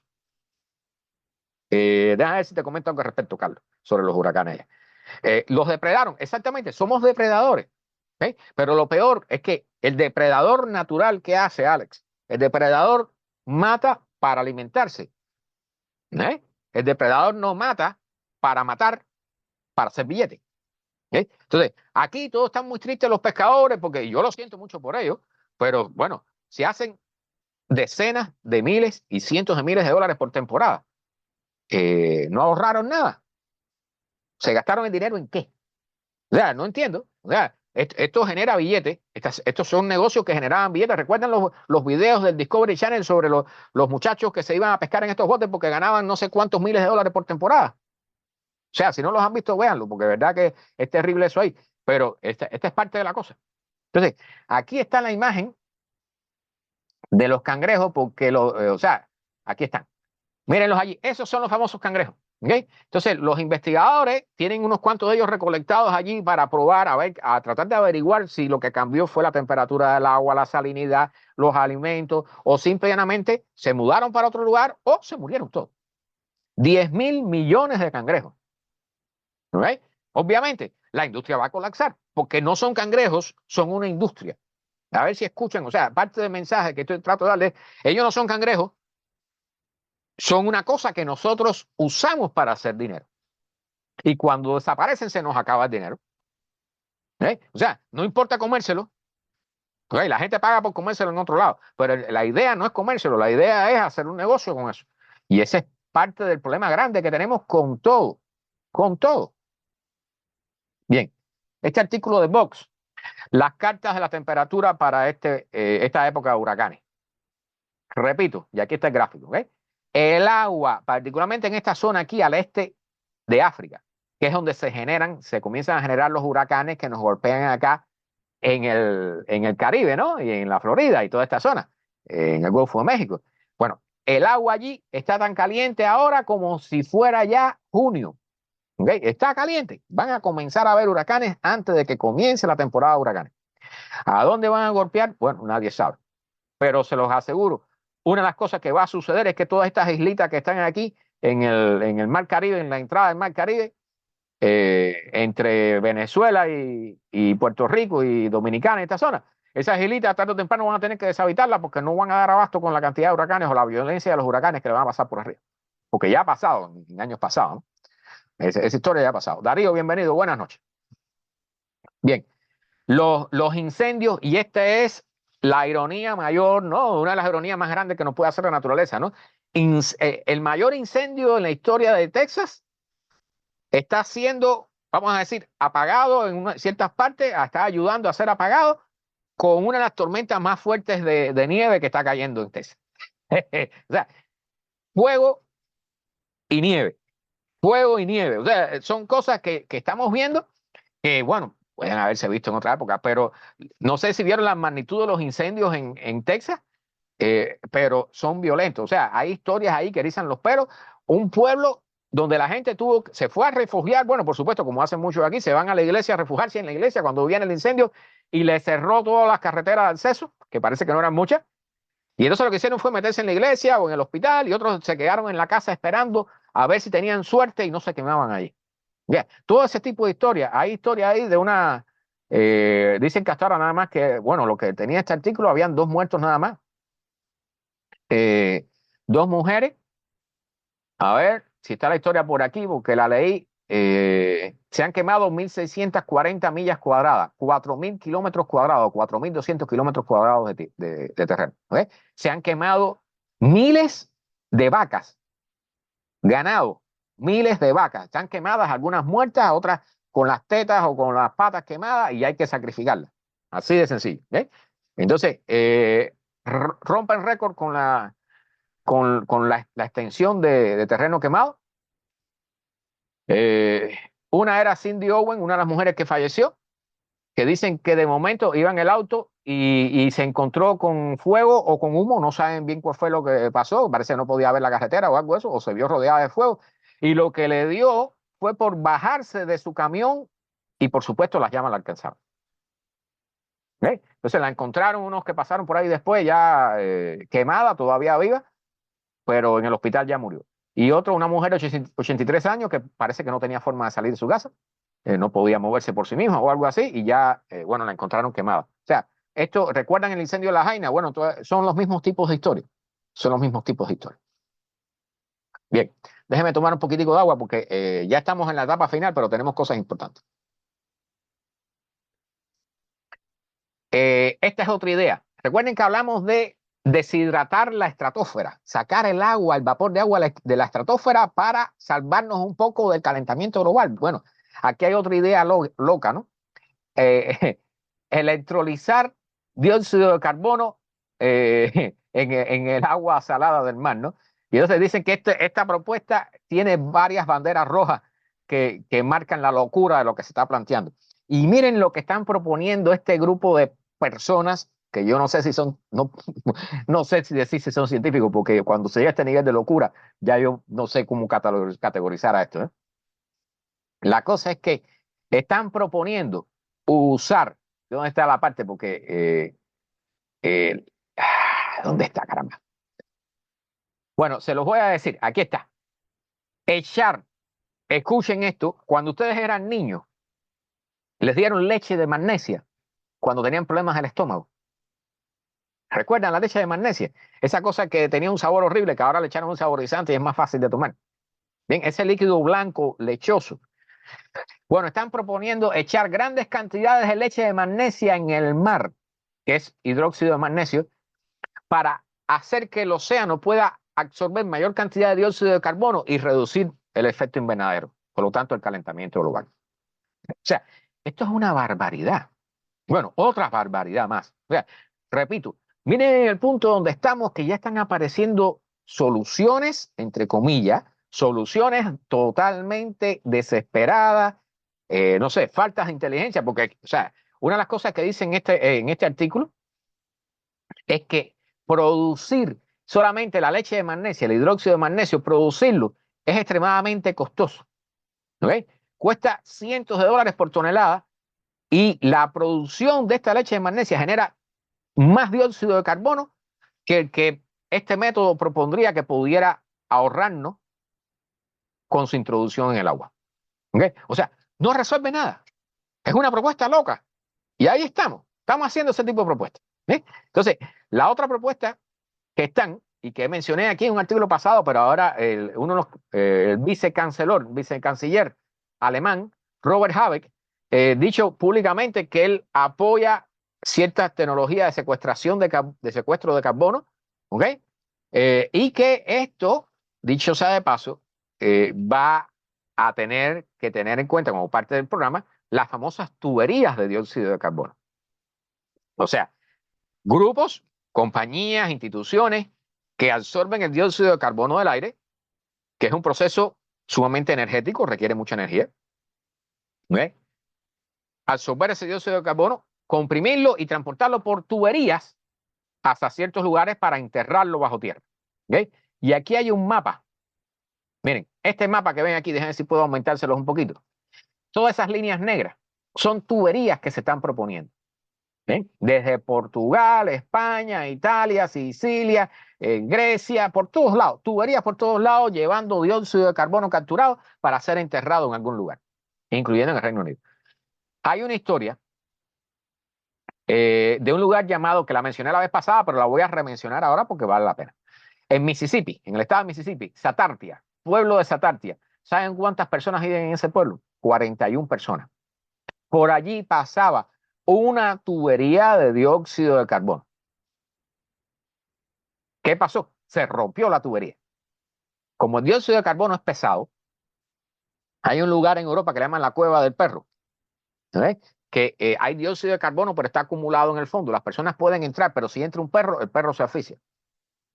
Bueno, en este caso, el dióxido de carbono que viene a 590 atmósferas de presión, ¿okay? Cuando se rompe la tubería, inmediatamente se expande a gran velocidad y comienza a viajar, se pega al suelo y comienza a ocupar la mayor extensión posible. Por supuesto, ¿qué generó allí? Y esa tubería estaba a 1.6 kilómetros de distancia, a una milla de distancia del pueblo. ¿Okay? Entonces, ese generó en todas esas personas, 41 habitantes de ese pueblo, ¿ok?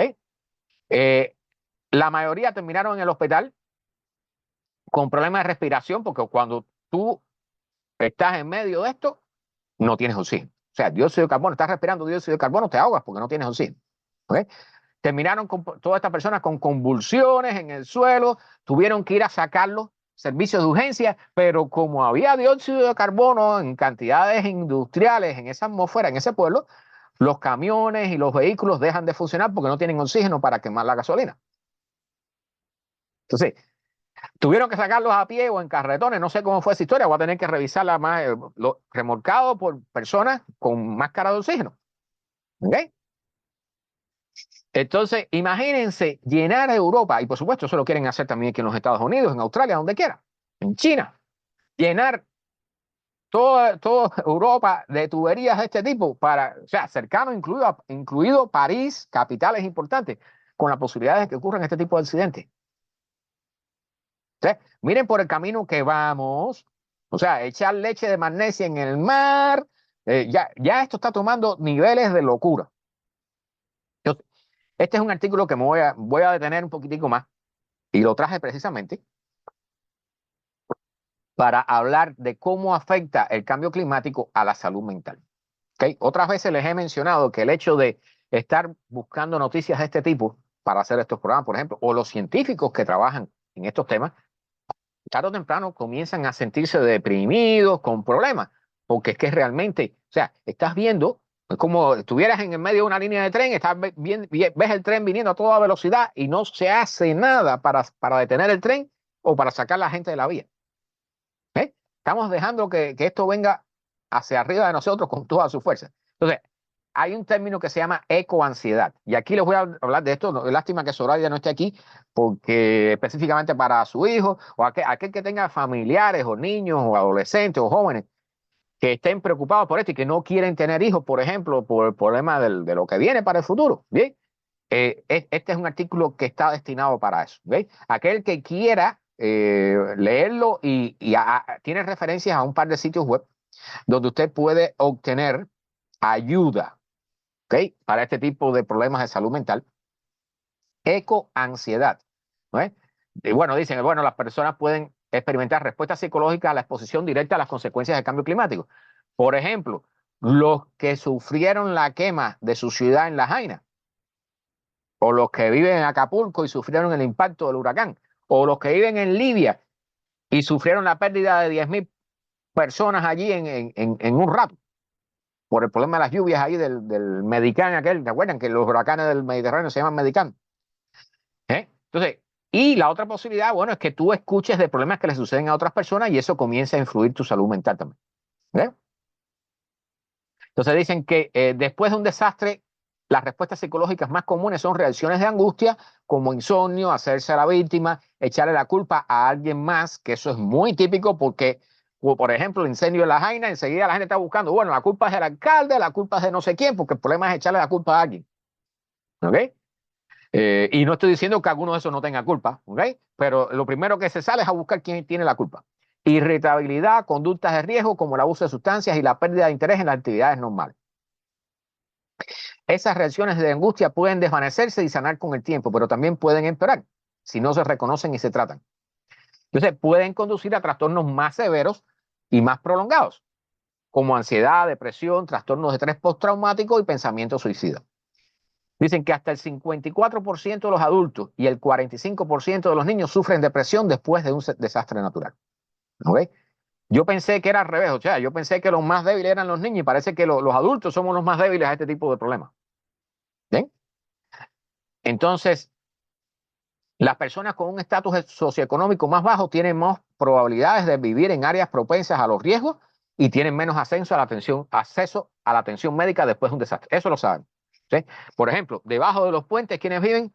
Los que están desalojados. Y debajo de los puentes es unos lugares donde pasa más rápido la corriente de agua en un río que viene en una inundación repentina. ¿Okay? O sea, es un ejemplo que le pongo fácil, pero hay muchísimos más. El clima extremo también está relacionado con efectos psicológicos más sutiles. La investigación ha demostrado que las personas tienen más probabilidades de comportarse de manera irritable, agresiva e incluso violenta cuando se exponen al calor extremo. Una temperatura más alta nos hace irritables y violentos. ¿Okay? Recuerden, Cruz, bienvenida, buenas noches. Recuerden que hemos hablado aquí de que producto de las cosas que vienen, uno de los temas que más se va a desarrollar van a ser las guerras climáticas. Guerras por el agua, guerras por terreno, por cultivo, por lo que sea. ¿Eh? Entonces, un estudio publicado en Nature, la revista Nature, en enero de 2020 encontró que un aumento de riesgo de muerte por suicidio, particularmente entre los hombres, a medida que las temperaturas se elevan. Los hombres somos más propensos a suicidarnos con temperaturas más altas. ¿Eh? O sea, esto es para que vayan anotando, porque, o sea, y no para decir que los hombres y las mujeres son mejores o peores, sino estos son datos de censos que se han hecho, de estudios que se han hecho. Investigadores han encontrado correlaciones entre la exposición al aire contaminado y un mayor riesgo de resultados psiquiátricos como ansiedad, esquizofrenia y trastorno de la personalidad. Aire contaminado por muchas cosas, o sea, no solo por los automóviles. Miren, las personas piensan, bueno, el escape de los automóviles es dañino. ¿Qué usted piensa que sucede con las gomas de los autos? Cuando usted las usa, cuando usted las rueda, se van gastando y tarde o temprano tú tienes que cambiarla por gomas nuevas. La goma que se gasta, una parte de ella, ¿saben dónde está? En nuestros pulmones. La respiramos nosotros. Eso es un polvillo que sale del rozamiento de la goma. ¿Bien? Las personas no tienen que vivir un desastre natural para sufrir las consecuencias del cambio climático sobre la salud mental. Mirar o leer sobre el cambio climático y los desastres naturales en las noticias o escuchar a amigos y familiares experimentando condiciones climáticas extremas puede causar ansiedad, depresión, traumas secundarios y otras afecciones psicológicas. Eso es cierto. Yo lo he vivido. O sea, hay días en que yo, o sea, para preparar este programa, por ejemplo, se lo digo así, yo llevo una semana reuniendo noticias y hoy yo me he pasado casi todo el día leyendo y marcando. ¿Okay? Todas estas marcas las hice yo hoy durante el día. Entonces, esto termina tarde o temprano. O sea, aunque uno comienza a blindarse un poco contra esto, pero comienza a ser deprimente. Se deprime uno. Entonces, en un artículo publicado en septiembre del 2019, la psicoterapeuta doctora Linda Bussell y el profesor de psicología Craig Charkis elaboraron un glosario sobre la ansiedad ecológica. Ansiedad ecológica. Ya existe. O sea, ya puede ser tratado psicológicamente por ansiedad ecológica. ¿Okay? Esto prefiere referirse a la ecoansiedad como ecomiedo. Ecomiedo. Porque el primer término implica una causa dentro de la mente, la ecoansiedad. Mientras que el ecomiedo reconoce que este miedo es una respuesta genuina y realista a una crisis real y externa. ¿Bien? Entonces, hay algunas cositas más que quisiera. En una encuesta que hicieron en el 2019, el 66% de los encuestados dijo que estaban por lo menos algo preocupados por el cambio climático. O sea, es un fenómeno que comienza a manifestarse en toda la sociedad. Bueno, en menos aquellos que no creen en esto, ¿no? Que recuerden que andan el 15% de los estadounidenses. Bueno, ciertos grupos como los niños y las personas con afecciones psicológicas preexistentes pueden estar en mayor riesgo de experimentar resultados negativos. Y en una revisión del 2018 de los efectos psicológicos del cambio climático en los niños, unos investigadores australianos encontraron que el cambio climático aumenta el riesgo de que los niños desarrollen trastorno de estrés postraumático, depresión, ansiedad, fobias, trastornos del sueño, trastornos del apego y abuso de sustancias. ¿Okay? O sea, todo esto hay que tenerlo en cuenta porque esto, o sea, ahora está mal, pero en el futuro va a estar peor. Y nos va a tocar a todos. ¿Ok? Recuerden que, por ejemplo, la gente de la Jaina, todo un pueblo perdió sus casas. Y no es el hecho de que pierdas tu casa, sino que después no tienes dónde vivir, no tienes negocio, no tienes trabajo, no tienes de qué sobrevivir. Y eso es un trauma que dura, ya esa gente llevan años, un año, más de un año con ese trauma. Y todavía no tienen, todavía muchos de ellos no tienen dónde vivir. ¿Bien? Aquellos que pasan mucho tiempo pensando en el cambio climático, como los científicos del clima, también están en riesgo. Y muchas personas tienen una experiencia limitada sobre cómo procesar el miedo, el estrés y el dolor de una manera saludable. Experiencia limitada de cómo procesar el miedo, el estrés y el dolor de una manera saludable. ¿Okay? Entonces, esta frase, es bastante difícil en estos días vivir en el planeta Tierra y no tener idea de que algo malo está sucediendo. O sea, incluso aquellos que niegan el calentamiento global sienten esta presión de que hay algo malo que está pasando. Todos lo sentimos. Todos lo sentimos. Si no es por la economía, es por... David, bienvenido, buenas noches. Si no es por la economía, es por la política, la ideología, la religión, por lo que sea, por un problema militar, una guerra, por el cambio climático, el calentamiento global. ¿Bien? Está en todos lados. Todos lo sentimos. ¿Qué solución es posible? Reconoce cómo te sientes y habla al respecto. Comunícalo. Al menos yo puedo comunicarlo. Un primer paso importante es reconocer que la ansiedad o el miedo es una respuesta perfectamente normal al cambio climático. Es una emoción que muchas otras personas también sienten, por lo que es útil tratarlo como un problema que se debe resolver juntos. ¿Okay? Debido a esto, a que esto es algo que nos impacta a todos colectivamente, realmente no es algo con lo que se pueda tratar de manera individual. ¿Okay? Necesitamos conversar sobre esto. Y eso es cierto. O sea, este es un tema que vamos a tener que resolver entre todos si queremos resolverlo, si queremos aliviarlo, si queremos mejorarlo y tratar de prevenir que se vaya a un extremo realmente bien malo. ¿Sí? Hay que conversar sobre esto y hay que tratar de hallar soluciones y ayudarnos unos a otros. La palabra solidaridad es sumamente importante para esta época y para el futuro va a ser mucho más importante. ¿Sí? Conectarte con tus seres queridos, vecinos, terapeutas y otros proveedores de atención médica o incluso con extraños para hablar sobre los impactos psicológicos del cambio climático. Las personas pueden presentar historias relacionadas con la ansiedad climática, el dolor, la impotencia y la melancolía. La impotencia ante, o sea, en el hecho de que vemos lo malo que se está poniendo esto y la gente no hace nada. La melancolía y encontrar herramientas para hacerle frente a estos sentimientos. Entonces, no quiero leer completamente el artículo, pero está muy bueno. Está muy bueno. Y entonces dice que para iniciar conversaciones con personas que tú no conozcas sobre el tema, que tú no conozcas y conversaciones sobre el tema, sugirió preguntas como ¿qué has notado en las noticias sobre el cambio climático que realmente te sorprendió? ¿Qué sientes? ¿Qué tienes en mente? ¿Okay? Fortalece tus comunidades. En una investigación realizada durante la temporada de huracanes del 2004 y 2005 en Florida, estos investigadores descubrieron que las comunidades con los niveles más altos de eficacia colectiva comunitaria, que es una forma en que los investigadores miden la fuerza de la comunidad, vieron tasas más bajas de angustia mental después de la tormenta. Mientras más se conecten las personas, recuerden que en este país, particularmente aquí nos pasamos el día montado en un carro o en un trabajo o en lo que sea, no se conversa con nadie, no se socializa, el nivel de individualismo y de soledad y de un montón de cosas más aquí es enorme. Y eso nos va a golpear duro. ¿Okay? Esas personas que han sufrido la pérdida de casas en Texas o el que está bajo vientos de 200 kilómetros por hora en California, o sea, después que pase eso, por lo menos que tenga la posibilidad de salir a conversar con sus vecinos y aliviarse. ¿Okay? Las formas de fortalecer tu comunidad local incluyen comunicarse regularmente con tus vecinos, unirse a organizaciones comunitarias y establecer relaciones con líderes locales. Líderes locales, bueno, no estoy hablando de políticos. ¿Okay? Bueno, con políticos, si quieres tratar de lograr que influirlos sobre algunas medidas que te puedan ayudar, ¿no?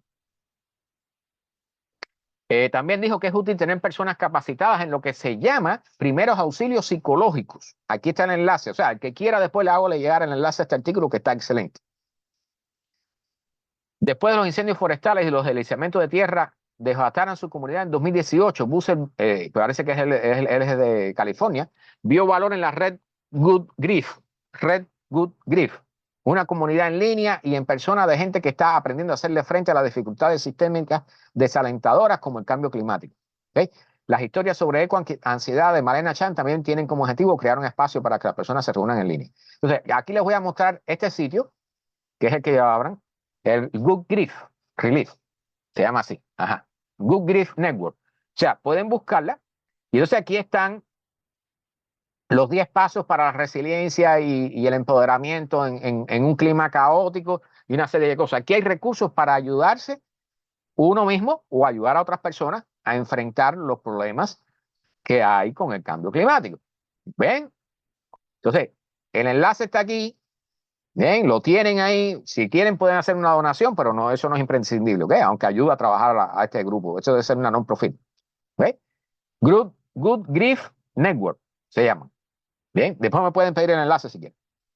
Bueno, para terminar hoy con esto, porque nada más me queda una presentación ahí con algunas diapositivas que les voy a mostrar. Recuerden entonces esta gráfica de dónde van a vivir nuestros hijos, en qué clima. ¿Ok? Y los impactos psicológicos que van a tener, que ya están teniendo, pero que van a tener en el futuro y que van a ser peores. Y en la época en que ellos se están desarrollando, que están siendo adolescentes, que están siendo jóvenes, que quieren comenzar a trabajar. Conozco casos, no solo aquí nos ha mencionado una amiga, dice su hijo no quiere tener hijos, porque ¿para qué? Pero también conozco muchachos que no quieren estudiar universidad, porque ¿para qué? O sea, están viendo que viene un colapso de la civilización, viene un colapso de todo lo que hemos hecho y no estamos haciendo nada y nuestros hijos lo van a sufrir. Bien, voy a dejar de compartir esto brevemente y vamos entonces ya a lo que es el final de esta historia. Esta es la famosa gráfica que, dicho sea de paso, esta es hasta el 2016, que fue uno de los años más calurosos antes de que llegaran todos estos años después del 2016, incluyendo el 2023. ¿Sí? Porque las personas dicen, no, la Tierra ha habido cambios del clima todo el tiempo. El tiempo ha estado cambiando todo el tiempo. ¿Sí? No, la humanidad se ha desarrollado en un clima relativamente estable. ¿Okay? Y gracias a eso tenemos la civilización que tenemos ahora. Sumamente importante. ¿Dónde estábamos en 2016? En 1,1 grados. ¿Dónde está el límite que ponía el Acuerdo de París? 2 grados y tratar de quedarnos en 1,5 grados Celsius. ¿Dónde estuvimos en el año 2023? En 1,5. Bien, esta gráfica, miren, le llaman una gráfica como el palo de hockey, ¿no? Que es recto y después se joroba para arriba de momento. Así estamos. Entonces, aquí, importante, estos colores que hay aquí, y para aquellos que están en el podcast, de ver cómo se lo puedo describir, son los diferentes escenarios. O sea, el escenario azul es si tenemos muy bajas emisiones. ¿Qué quiere decir bajas emisiones? Que suspendamos lo más rápido posible la quema de petróleo, gasolina, carbón, gas, todo tipo de combustible fósil. ¿Ok? Los niveles medios, o sea, donde recortáramos un poco, pero no todos, seguiríamos usando algunos automóviles y seguiríamos con algunas fábricas y comprando cosas que no nos hacen falta y eso. Iríamos a un nivel medio. Bueno, para el año 2100 se esperaban un calentamiento de 2,7 grados Celsius. ¿Okay? Pero si no hacemos nada, el camino que nos dice este modelo, que era el famoso 8,5 que les hablé al inicio, ¿okay? Nos llevaría hasta un calentamiento de 4,7 grados Celsius. Eso es una barbaridad para el 2100. Pero, este gráfico se hizo en el 2020. ¿Okay? Y en el 2020 estábamos en 1,1, 1,2. ¿Dónde estábamos en el 2023? ¿Ok? Si lo ven aquí que está pegadito al 2020, estábamos en 1,5. Y 1,5, señoras y señores, si se fijan, está por encima del gráfico rojo de las emisiones muy altas de 8,5. Estamos superando las predicciones y nos estamos yendo a una zona violenta. Aquí, miren, este era un gráfico del año 2015 aproximadamente, 2010. Sí, 2008 más o menos está por aquí. Bueno, la cosa es que eh, el nivel de emisiones, que es esta línea de puntitos, estaba siguiendo la línea roja crítica del máximo de emisiones que en los modelos que se habían analizado. ¿Ok? O sea, miren por dónde andamos. No estamos haciendo absolutamente nada para frenar en lo más posible el problema que tenemos en el futuro. ¿Sí? Bueno, aquí están con números más, los famosos, el rojo es el famoso RCP 8.5, ¿sí? Que es el punto más alto aquí.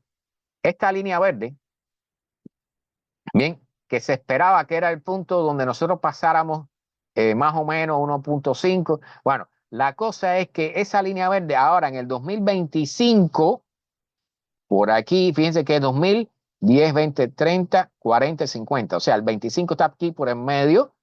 No estamos donde está el gráfico de las predicciones que se hicieron años atrás, ¿ok? Y que había hecho el IPCC hasta este año que pasó. ¿Ok? O sea, nosotros estamos ya aquí arriba, fuera de los límites del escenario de 8.5, de la línea roja. Estamos por encima de lo que hemos calculado en todos los pronósticos. Bien. Entonces, recuerden que el problema de la humanidad, o sea, el CO2 es un gas de desecho, es un producto de desecho de la quema de combustibles fósiles. Es un producto, es basura, es un producto de desecho de nuestra tecnología, de nuestra sociedad tecnológica. ¿Bien? Entonces, ¿cuál es el problema real que tiene nuestra sociedad, nuestra civilización? El llamado overshoot, ¿okay? Que es el sobreconsumo de los recursos del planeta Tierra y la superpoblación. ¿Qué sucede cuando tú tienes un nivel de población superior a la cantidad que puede soportar un entorno biológico determinado? Vamos a poner esta gráfica. Aquí está.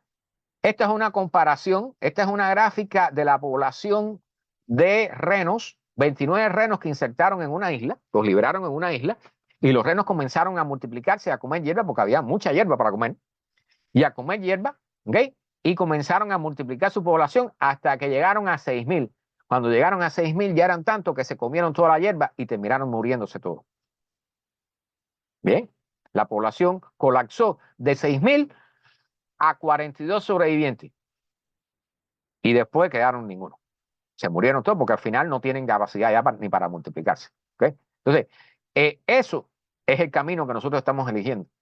Ese es el camino del futuro para aquellos que no lo han visto, porque por eso se lo puse. Yo sé que siempre hay personas que no ven estas cosas. ¿Okay?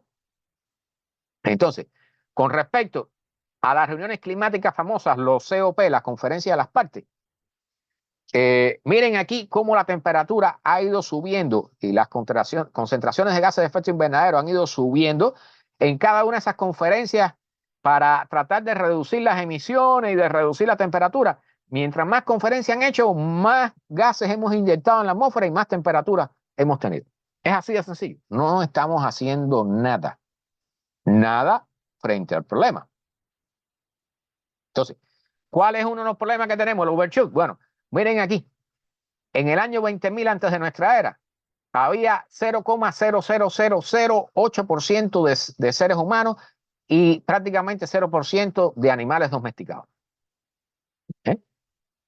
Los demás eran animales salvajes. En el presente hay un 36%, y déjame ver porque creo que me falta algo aquí, tengo que quitar una barra que tengo en el medio. Ah, no, está bien. 36% de humanos en el planeta, o sea, la masa de los mamíferos en el planeta. Recuerden que nosotros somos mamíferos, ¿verdad? Somos animales y somos mamíferos. El 36% de la masa de mamíferos en la Tierra es humano. El otro 60% son vacas, cerdos, carneros. Y el otro 4% son los animales salvajes. Hemos aniquilado la vida salvaje en el planeta. Solo queda un 4%. ¿Ok? Aquí está un gráfico que lo explica mucho más visible. Un gráfico de PAE, de esto, de... ¿Bien? 45% son vacas, el 22% son otros tipos de ganado, cerdo, carnero y todas esas cosas. 32% del total son humanos y el 1.5% son animales salvajes. Este es un gráfico más reciente que el otro. ¿Ok? 2017. 1%, 1.5% de animales salvajes quedan en el planeta Tierra. hemos acabado con la quinta y con los mangos. Entonces, el overshoot, todos los años deben haber escuchado del famoso tema este del día del sobreconsumo de los recursos de la Tierra. O sea, cada año nosotros consumimos más que lo que puede regenerar el planeta Tierra. ¿Okay? El planeta Tierra tiene una capacidad límite para mantener una población determinada. Pero como nosotros seguimos creciendo y seguimos consumiendo, porque además, para colmo, no es que crecemos, sino también que consumimos cosas para fabricar cosas que no nos hacen falta, nada más que para hacer dinero. Bien, pescamos peces para tener latas en los mercados en lugar de consumirlas, nada más que para hacer dinero. Y por ahí para allá un montón de ejemplos más. Bueno, cada año nosotros consumimos más de lo que la Tierra puede generar. Entonces, se creó esta famosa medida que todos deben conocer y que desde el año 1970 ya comenzamos. El año 1970 fue cuando comenzamos a sobrepasar la capacidad de regeneración del planeta Tierra. ¿Eh? Esa fecha se ha ido acercando cada vez más y complicando más. Y ya recuerden que en el 2019 estábamos, o sea, consumiendo 1.6 planetas terrestres. O sea, la cifra del overshoot era 1 de agosto. ¿Okay? Cuando la pandemia, eso se redujo y retrocedimos 45 días para los primeros días de septiembre, porque prácticamente no hicimos nada. Nos quedamos encerrados en nuestras casas, bajó la producción, bajó el mercado, la mercadería y bajaron la producción de un montón de cosas. ¿Eh? Eso es lo que tenemos que hacer en el futuro si no queremos un colapso grave en la humanidad. Qué sufrimiento, como dice el secretario nacional general de las Naciones Unidas. La palabra que él usa es sufrimiento para el futuro de la humanidad. Bien. Y esto después ha seguido creciendo porque seguimos sobreconsumiendo los recursos del planeta. No vamos a parar. Bien. Y este es el gráfico con el que yo siempre les quiero terminar.